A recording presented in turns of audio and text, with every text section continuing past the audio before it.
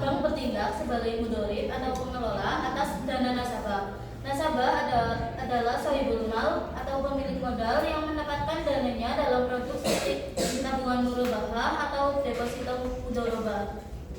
Yang kedua, penyaluran dana. Bank bertindak sebagai sahibul mal atau pemilik modal. Nasabah, pengusaha adalah mudorib, pengelola yang menjalankan proyek atau usahanya dengan modal dari bank.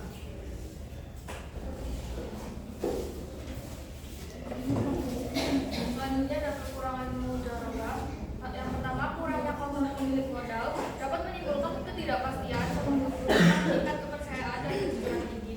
Akad ini sangat bergantung pada kejujuran dari pengelola atau mudharib, dan adanya kelemahan dalam kejujuran dapat menyulitkan penjaminan dana. Yang kedua, imbal hasil tidak pasti. Berbeda dengan bunga atau riba yang ditetapkan di awal, imbal hasil atau nisbah bagi hasil bersifat floating, bergantung pada kinerja dan keuntungan nyata dari usaha, sehingga besarannya tidak dapat dipastikan di awal. Lalu yang ketiga, ada potensi moral hazard. Jika ada pengawasan yang memadai, ada resiko pengelola atau mudharib tidak bekerja secara optimal atau melaporkan hasil usaha secara tidak transparan. Selanjutnya ada kelebihan mudharabah. Yang pertama itu potensi keuntungan bersama. Keuntungan yang diperoleh dibagi berdasarkan nisbah atau proporsi yang telah disepakati di awal akad. Keuntungan berpotensi lebih besar karena didasarkan pada hasil usaha yang sebenarnya. Yang kedua ada pertumbuhan modal dan keahlian. Menjadi solusi untuk mempertemukan pihak yang memiliki modal berlebih namun kurang memiliki keahlian atau kesempatan dengan pihak yang memiliki keahlian bisnis namun kekurangan modal atau modal. Yang ketiga itu pemberdayaan ekonomi, memberikan peluang kepada masyarakat yang kurang mampu untuk memulai atau mengembangkan usaha dengan modal dari pihak lain, membantu meningkatkan perekonomian.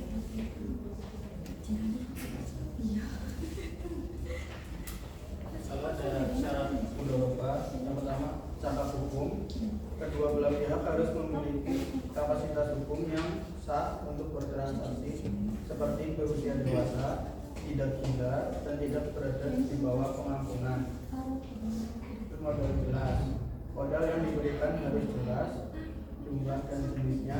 Modal tidak dapat berbentuk piutang dan harus dibayarkan kepada pengelola. Lalu pekerjaan jelas. Jenis pekerjaan atau usaha yang dilakukan oleh pengelola harus jelas dan tidak boleh dibatasi terlalu sempit oleh pemilik modal. Lalu ada penegasan akad. Akad mudharabah harus dilakukan dengan pernyataan ijab dan qabul yang jelas dan dapat dituangkan secara tertulis. Lalu ada pembagian keuntungan. Keuntungan pembagian keuntungan harus disepakati bersama di awal akad.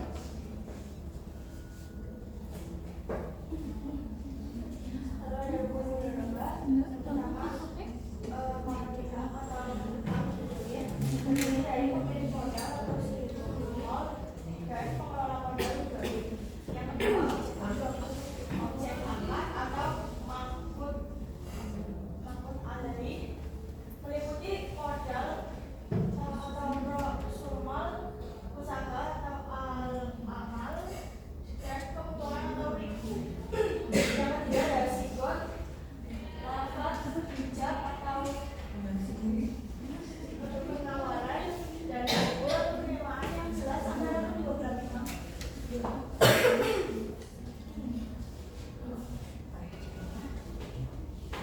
Ini ada alur mudharabah.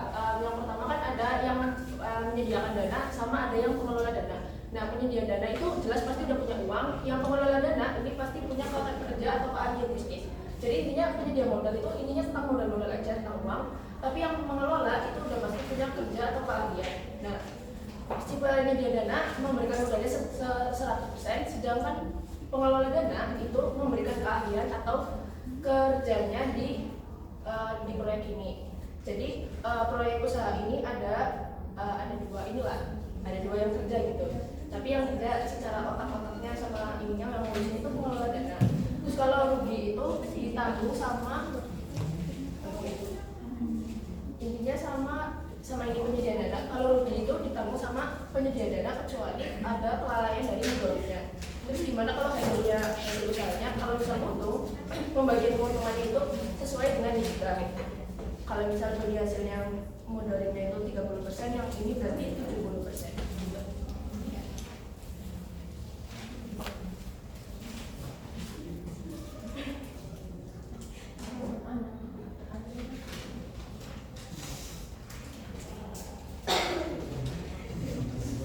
Oh ini teman-teman ada jurnal pencatatan akuntansi mudharaba. Yang pertama itu saat penyerahan dana kepada mudorib. Jurnalnya itu ada investasi mudharaba di debit sama kas di kredit. Terus yang kedua, jika usaha menghasilkan keuntungan itu piutang bagi hasil mudharaba. Terus pendapatan bagi hasil, ini angkanya sesuai itu. Kalau ini contohnya ada di sini.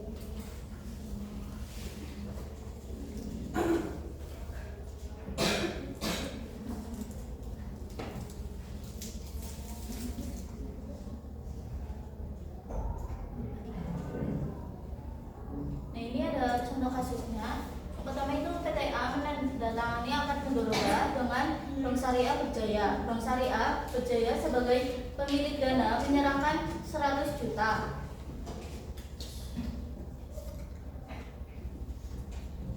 Nah ini jurnal untuk PTA. Di kas, di debit itu ada kas, di kreditnya aset mudharaba 100 juta. Nah jurnal pencatatan di Bank Syariah itu debitnya ada investasi mudharaba, kreditnya kas atau rekening nasabah sebesar 100 juta. Nah, yang contoh kasus kedua, jika Bank Syariah menyerahkan aset tetap dengan harga perolehan 200 juta dan akumulasi penyusutan 50 juta, saat diserahkan harga pasar aset tetap adalah 125 juta. Terus jurnal penyerahan tersebut oleh PTA dan Bank Syariah Berjaya ketika saat penyerahan terdapat penurunan nilai aset tetap. Yang pertama itu harga perolehan aset 200 juta, akumulasi penyusutan aset 50 juta, harga pasar aset tetap pada saat diserahkan itu 125 juta. Jurnalnya di debit ada persediaan, di kredit ada dana sirka temporer sebesar 125 juta. Nah, jurnal untuk Bank Syariah itu di debit ada pembiayaan mudharaba, akumulasi penyusutan, di kredit ada akumulasi penyusutan aktiva dan kerugian penyerahan.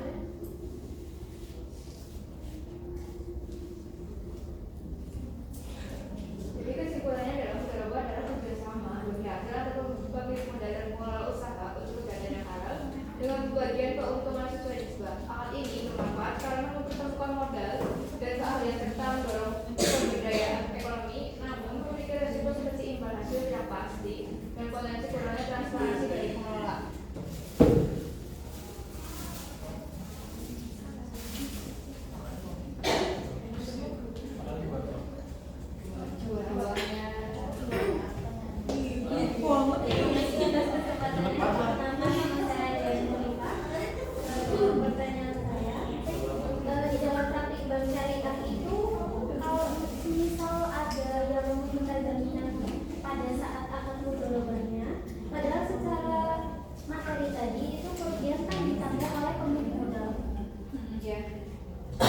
Apakah permintaan jaminan ini tuh bisa bisa disetujui atau justru bertentangan sama prinsip mudharaba?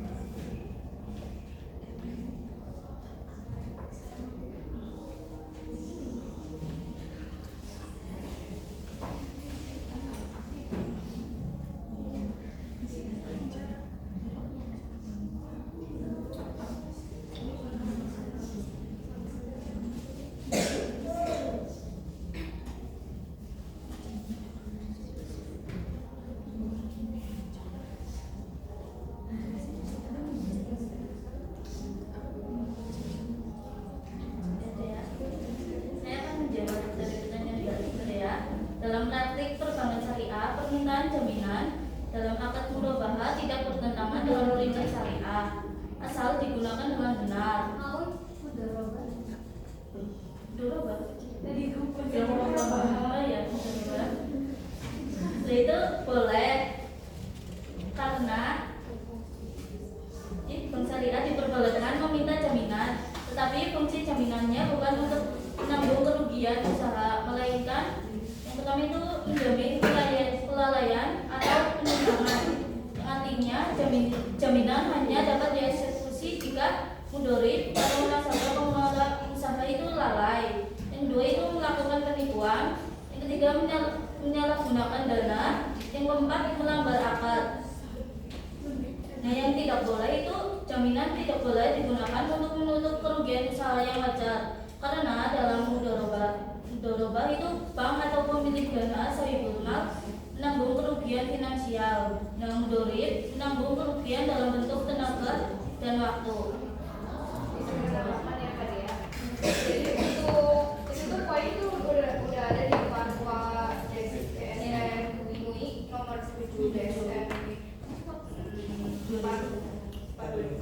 itu tentang pembiayaan mudorobah, yang dimana itu pada prinsipnya dalam pembiayaan mudorobah jangan ada jaminan, tapi agar mudorib tidak melakukan penyimpangan, jadi kayak LKS itu dapat meminta jaminan dari mudorib atau pihak ketiga.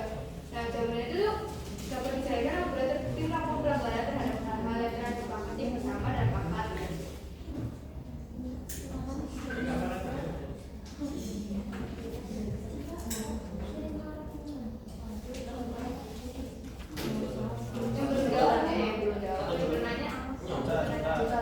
Oh ya, saya mengerti.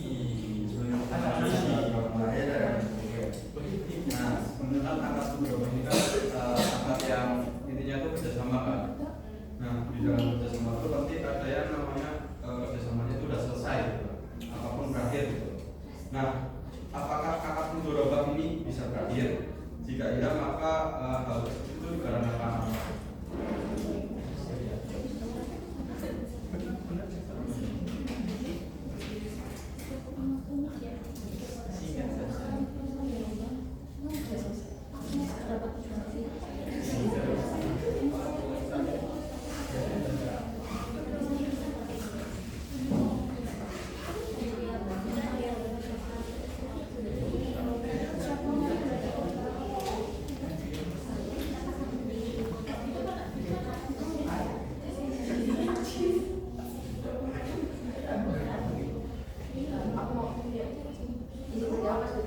Berakhirnya akad mudorobah itu yang pertama karena modalnya sudah selesai, terus modalnya habis atau terjadi kerugian, terus jangka waktu apa berakhir, terus salah satu pihak mengundurkan diri, terus kalau yang tadi itu mudorib meninggal dunia, terus yang selanjutnya salah satu pihak kehilangan catatan hukum, terjadi wajib prestasi atau pelanggaran akad, modal ditarik kembali oleh pemilik akad.